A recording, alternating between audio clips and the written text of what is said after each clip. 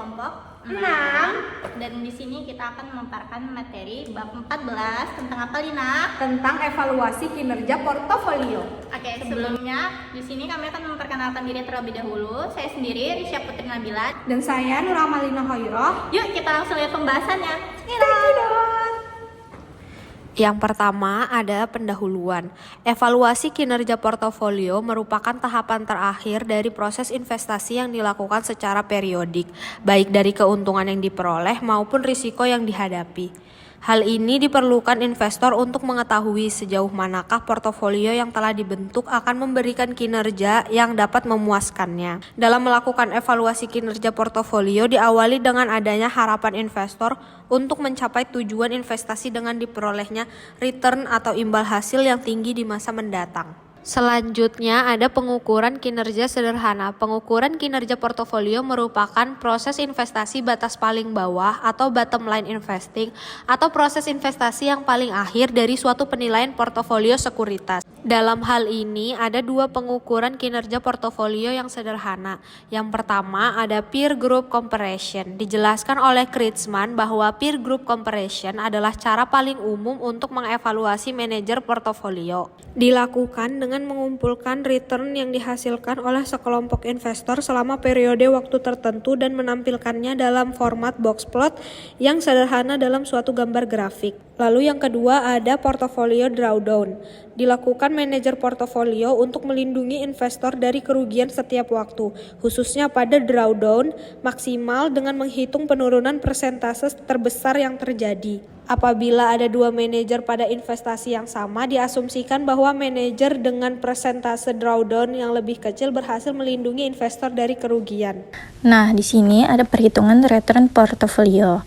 Untuk menghitung return portofolio atau TRP adalah dengan mengurangkan antara ending value atau VE dengan beginning value atau VB dari portofolio. Kemudian dibagi dengan beginning value-nya.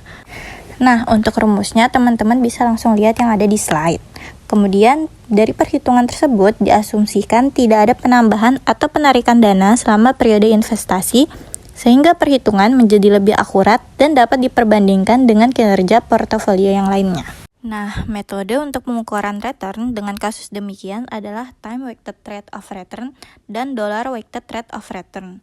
Yang pertama di sini ada dollar weighted rate of return, di mana DWR ini ditentukan oleh besarnya seluruh arus kas masuk dan keluar dalam investasi portofolio akibat adanya penambahan atau penarikan dana yang dilakukan investor selama periode investasi.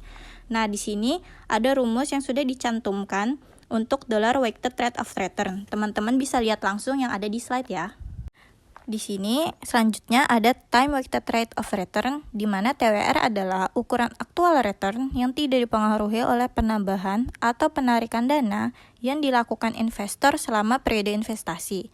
Untuk rumusnya, teman-teman bisa lihat langsung di slide. Hal ini dikarenakan penggunaan dollar weighted rate of return atau DWR dan time weighted rate of return atau TWR dapat diperoleh dari hasil yang berbeda. Namun, kenyataannya keduanya akan memberikan hasil yang sama jika dalam kasus tersebut tidak terjadi penarikan dana atau kontribusi dana selama periode penilaian. Di sini ada risk adjusted portfolio performance measures. Untuk mengetahui kinerja sebuah portofolio, tidak hanya cukup mengetahui besarnya return yang diperoleh portofolio tersebut, tetapi juga harus memperhatikan faktor lain seperti risiko portofolio tersebut. Pengukuran kinerja dengan tingkat risiko yang disesuaikan atau risk adjusted performance telah mengalami kemajuan berdasarkan pada konsep teori pasar modal yaitu capital market theory dalam menganalisis return dan risiko. Metode evaluasi kinerja disesuaikan dengan risiko yang menggunakan kriteria rata-rata varians. Diperkenalkan secara simultan dengan model penentuan harga aset modal atau capital asset pricing model. Implikasi CAPM ini digunakan untuk membuat peringkat kinerja portofolio yang digunakan oleh William Sharpe, Jack Tramer, dan Michael Jensen pada pembahasan berikutnya. Yang pertama di sini ada ukuran kinerja portofolio Sharpe. William Sharpe memperkenalkan ukuran kinerja dengan tingkat risiko yang disesuaikan, yang disebut dengan reward to variability ratio atau disingkat RFAR. Ukuran ini menggunakan acuan atau tolak ukur berdasarkan Capital Market Line atau CML. Berikut rumus dari ukuran kinerja portofolio Sharpe. Ukuran kinerja trainer ini menggunakan acuan berdasarkan Security Market Line.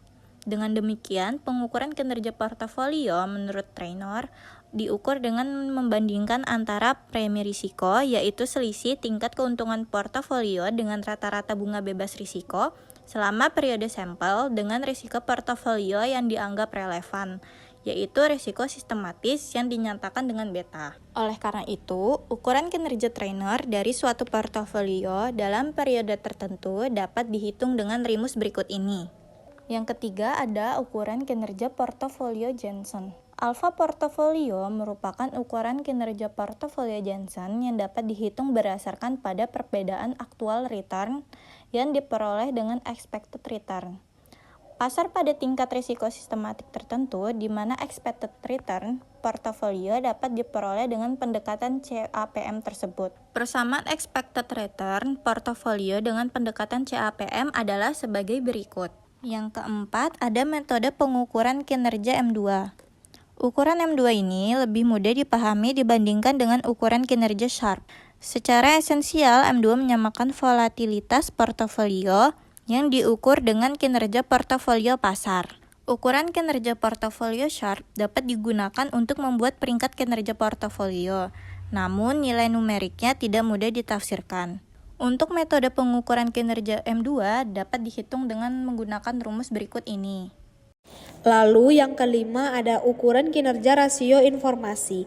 Ukuran atau penilaian kinerja portofolio berikutnya yang banyak digunakan adalah ukuran kinerja rasio informasi.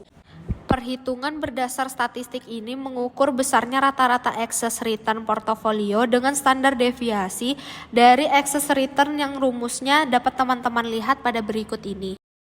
Lalu yang keenam ada ukuran kinerja portofolio Sortino.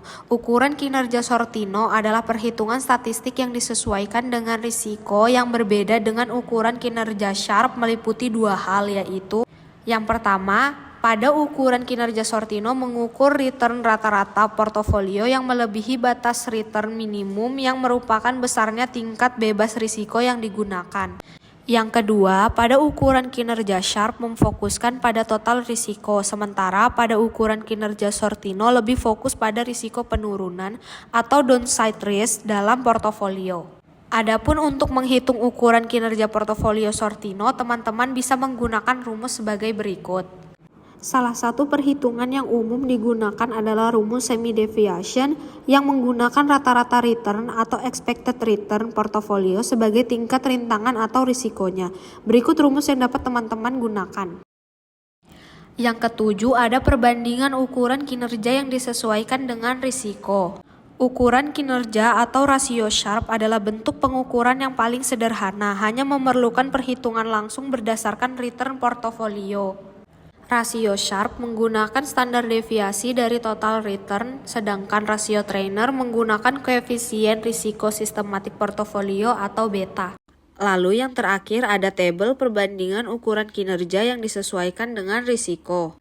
Pada ukuran kinerja trainer rasio, ukuran penyesuaian risikonya portofolio beta relatif terhadap proxy indeks pasar. Keuntungannya yang pertama sederhana dan intuitif dalam perhitungan biaya dari trade-off risiko dari return. Yang kedua, secara konseptual ada hubungan antara teori SML dengan pasar modal. Yang ketiga, perhitungannya relatif sederhana dan banyak digunakan dalam praktek. Kerugiannya yang pertama hanya mengizinkan untuk penilaian kinerja dari portofolio yang berbeda. Yang kedua, sulit untuk menafsirkan dan menilai secara statistik. Yang ketiga, mengabaikan risiko tidak sistematis dalam portofolio. Pada Sharpe rasio, ukuran penyesuaian risikonya standar deviasi dari return portofolio atau standar deviasi dari return portofolio yang melebihi risk-free rate. Keuntungannya yang pertama sederhana dan intuitif dalam perhitungan biaya dari trade-off risiko dari return. Kedua, secara konseptual ada hubungan antara teori CML dengan pasar modal. Kerugiannya yang pertama hanya mengizinkan untuk penilaian kinerja dari portofolio yang berbeda. Kedua, sulit untuk menafsirkan dan menilai secara statistik. Yang ketiga, mengabaikan potensi diversifikasi portofolio. Pada Jensen Alpha, ukuran penyesuaian risikonya portofolio beta relatif terhadap proxy indeks pasar atau portofolio beta relatif terhadap beberapa faktor risiko. Keuntungannya yang pertama, proses penyesuaian risiko yang ketat dengan memisahkan komponen risiko sistematis dan tidak sistematis. Yang kedua, dapat disesuaikan dengan CAPM atau model multifaktor dari trade-off return risiko. Yang ketiga, interpretasi pengukurannya memungkinkan secara statistik dalam penilaiannya. Kerugiannya yang pertama, perhitungan lebih sulit membutuhkan analisis regresi formal. Yang kedua, diversifikasi portofolio dinilai dalam ukuran terpisah dari kinerja. Yang ketiga, alfa dan signifikasi sangat bervariasi tergantung pada spesifikasi model yang menghasilkan return. Pada information ratio, ukuran penyesuaian risiko standar deviasi dari return portofolio melebihi return dari indeks style class benchmark. Keuntungannya yang pertama, perbandingan langsung kinerja portofolio dengan tolak ukur investasi. Yang kedua, sederhana dan intuitif dalam mengukur trade-off manfaat biaya yang terlibat dengan manajemen. Yang ketiga, desain yang fleksibel memungkinkan adanya beberapa perbandingan tolak ukur. Kerugiannya yang pertama, hanya mengizinkan penilaian kinerja untuk portofolio yang berbeda kelasnya. Yang kedua, sulit untuk menafsirkan dan menilai secara statistik. Yang ketiga, secara implisit mengasumsikan bahwa portofolio dan tolak ukur memiliki risiko sistematis yang serupa. Terakhir, pada Sortino rasio, ukuran penyesuaian risikonya downside risk measure, misal return portofolio semi deviasi. Keuntungannya yang pertama, lugas dan intuitif dalam perhitungan biaya trade-off dari risiko return. Yang kedua, secara konseptual, ukuran risikonya valid dengan fokus pada distribusi dari return. Yang ketiga, memungkinkan input investor pada ambang batas yang sesuai. Kerugiannya yang pertama, sulit memperoleh penilaian kinerja relatif untuk portofolio dengan ambang risiko yang berbeda. Yang kedua, sulit untuk menafsirkan dan menilai secara statistik. Yang ketiga, lebih sulit menghitung input yang diperlukan. Sekian materi bab 14 dari kami kelompok 6. Semoga video ini bisa bermanfaat buat teman-teman semua ya. Saya Risha Putri Nabila. Dan saya Nur Amalina Khairah. Izin pamit undur diri. Bye-bye.